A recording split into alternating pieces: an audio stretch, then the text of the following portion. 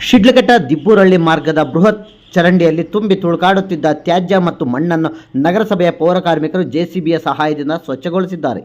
ನಗರದ 1ನೇ ಕಾರ್ಮಿಕ ನಗರದ ಮೂಲಕ ಹಾದು ಹೋಗುವ ಸೇತುವೆಯ ಕಾಮಗಾರಿಯನ್ನು ಕೈಗೊಳ್ಳಲು ಗುತ್ತಿಗೆದಾರ ಚರಂಡಿಯ ನೀರು ಮುಂದೆ ಸಾಗದಂತೆ ಮಣ್ಣು ಹಾಕಿ ಕೈ ತೊಳೆದುಕೊಂಡಿದ್ದರು.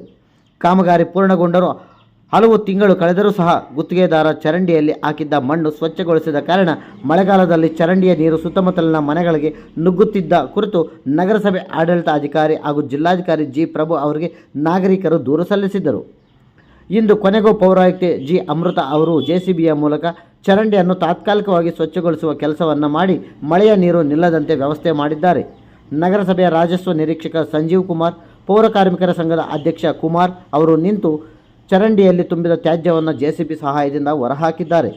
ಚರಂಡಿಯಲ್ಲಿ ಯಥೇಚ್ಛ ಪ್ರಮಾಣದಲ್ಲಿ ತ್ಯಾಜ್ಯ ಮತ್ತು ಮಣ್ಣು ತುಂಬಿದ್ದು ಅದನ್ನು ಪರಿಪೂರ್ಣವಾಗಿ ಸ್ವಚ್ಛಗೊಳಿಸುವ ಮೂಲಕ ಮಳೆಯ ನೀರು ಸರಾಗವಾಗಿ ಹರಿಯಲು ನಗರಸಭೆಯ ಅಧಿಕಾರಿಗಳು ಕ್ರಮ ಕೈಗೊಳ್ಳಬೇಕೆಂದು ನಾಗರಿಕರು ಮನವಿ ಮಾಡಿದ್ದಾರೆ.